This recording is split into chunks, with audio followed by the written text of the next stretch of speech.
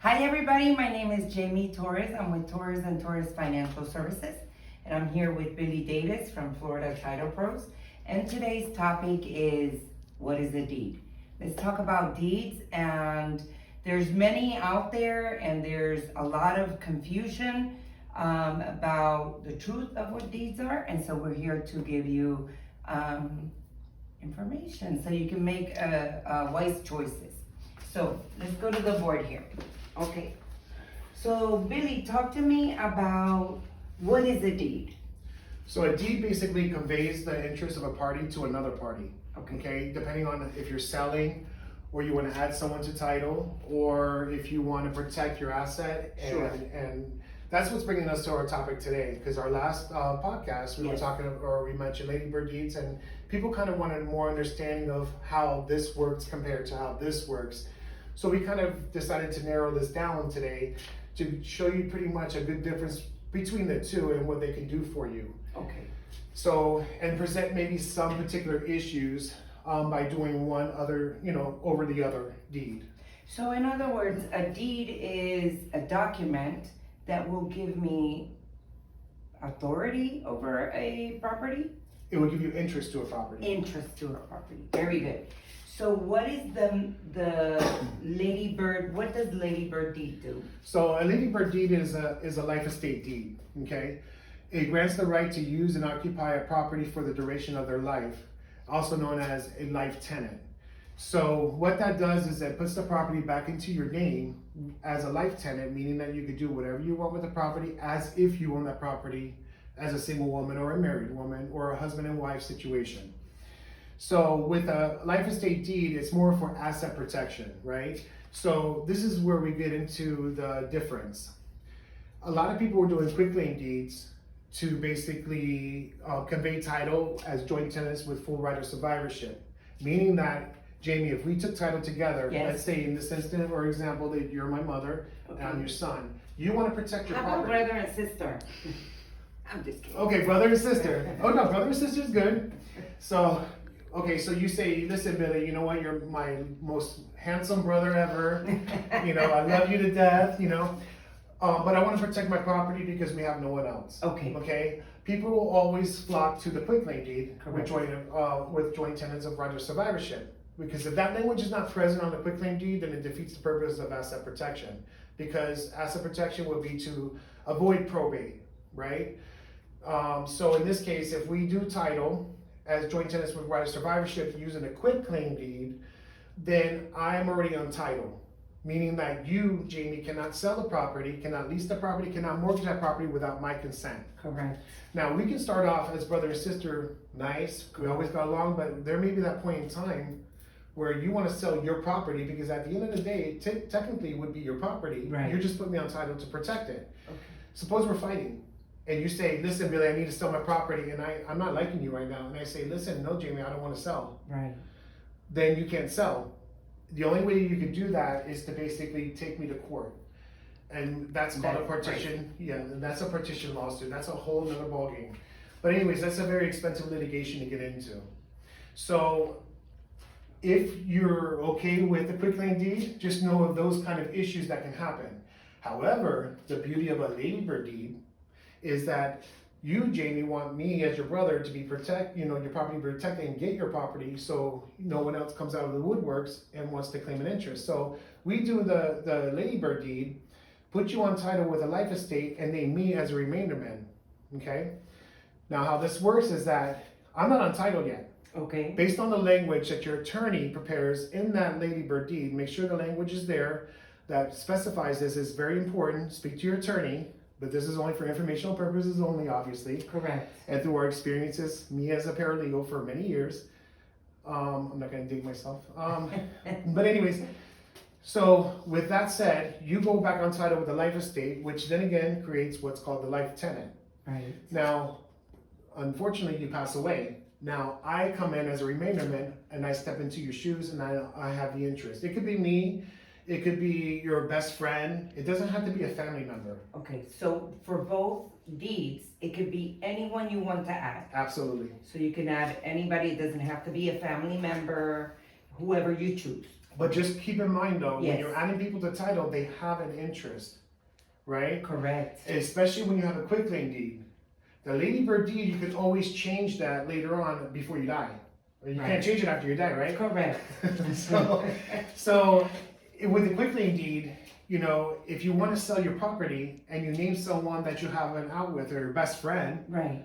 keep in mind that you're still gonna have to go through the same legal process to basically force the sale of your own property. Right. So be mindful of a quitclaim deed and know the difference in the issues that come across when you use a quitclaim deed. I feel like people flock to the quitclaim deed because they have no knowledge about the ladybird. It's not a common document that is talked about regularly. Right, because people flock to this because of this language here. You know, joint tenants, and we can get into tenancy at another podcast. Right. However, the tenancy is very important when you're taking title to a property, right? If me and you go into a property, let's say me and you are partners, Right. you know, we don't believe in marriage. A lot of people out there in these days, they don't believe in marriage, but they're with their partner and they still contribute to the same property, but we take title as only single people. Right. That's called tenants in common. So what happens in that case, and we don't put this language on the deed, then what happens in that case, tenants in common means that you have 50% interest and I have 50% interest. So if you pass away, I still retain my 50% interest. However, your 50% interest has to be probated by your heirs. It has to go through probate court. Right. So I don't get the whole 100%. But if we have this language on the quitclaim deed as joint tenants with full right of survivorship, that means that when you pass away, I retain 100% interest through operation of law and probate's avoided. And Billy, in that situation where it's partners, would this ladybird deed be functional for that situation in particular? In my opinion and my experience and as a paralegal, I think that a quitclaim deed would be a better suited situation for that purpose, because you're gonna put title on there as joint tenants, which would be similar to husband and wife Yeah. situation by the entireties, because that way you're protecting each other's interest and avoid probate, and you don't lose your money if, you know, I gave you 50% of the money or give you a good chunk to invest in this property that we're gonna live in. Right. So I don't think it would be fair for your family to come in and take your interest when actually my money was involved. Correct. Unless that's how you wanna set that up. Yeah. That's a whole different Yeah. ballgame. That's a So the other thing that we were talking about, and I know you wanted to bring up, you know, Yes. I'm beating you to the punch on this, but we're talking about issues with lenders. Yes.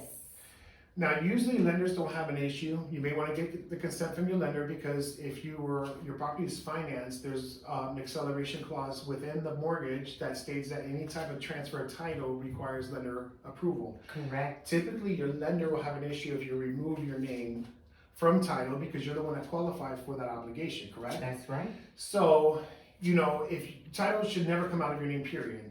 Typically, they would not have an issue with you doing a ladybird deed for protecting the property, or even adding someone to a property by quitclaim deed, but it's always best you inform your lender and get that approval in writing to cover yourself, so they don't accelerate that mortgage and start foreclosing due to that title transfer.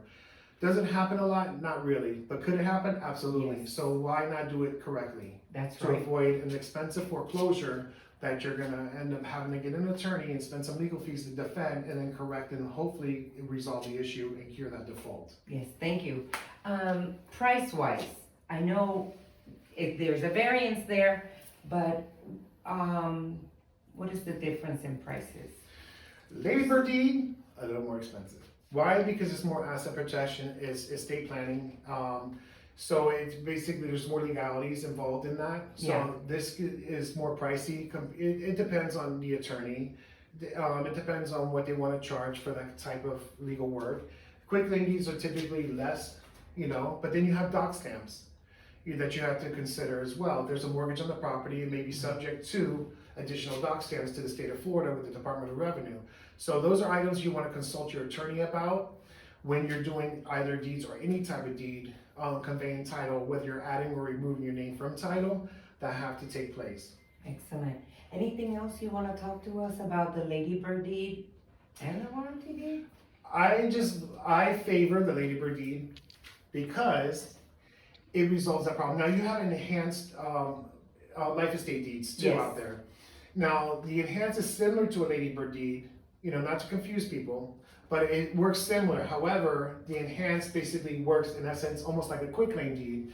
If the language is not present on there as far as your authority that you retain to convey, sell, and lease or mortgage the property as Okay. a life tenant, an enhanced deed will actually name the people as remaindermen, but you still need the consent from that remainderman to sell, convey, or mortgage the property. Yeah, just like the quitclaim deed. Very Yeah. similar. So we've had closings where the borrowers were refinancing the property. Okay. They thought that the deed was almost similar to that of a ladybird deed. However, it wasn't, based on the language of the enhanced life estate deed that was used by their attorney. And it placed their remaindermen on title, which then means that the remaindermen have to come in and sign and consent to the mortgage, and that creates a lot more drama. So it's very important to go over these kind of differences with your attorney to figure out which one of these deeds is suitable for your particular situation. I love that. Thank you, Billy. You're welcome. As you guys can see, there's many options for us out there. There's a deed for every situation. And as I say, there's loans are like eyes. Everybody's got them, but everybody's got a different set. So same thing with title. We gotta be really careful with what we're doing with our property. We don't wanna be side swapped and maybe lose our assets. Get information, get orientation. Do your homework. Yeah, do your due diligence, your homework, because at the end of the day, it's your responsibility. You can't blame it on anybody else. But if they want to call you, Billy, for information, what's your number? It's 407-536-5455. Okay, again? 407-536-5455. And my number is 407-244-4915. Again, 407-244-4915. And we're working directly with Billy. They're a great title company. Their service is phenomenal, honest people. And so, that's what we're here for. Thank you so much for your time and have a great day. thank you, Jamie, for having me. Thank you. Bye-bye. Bye.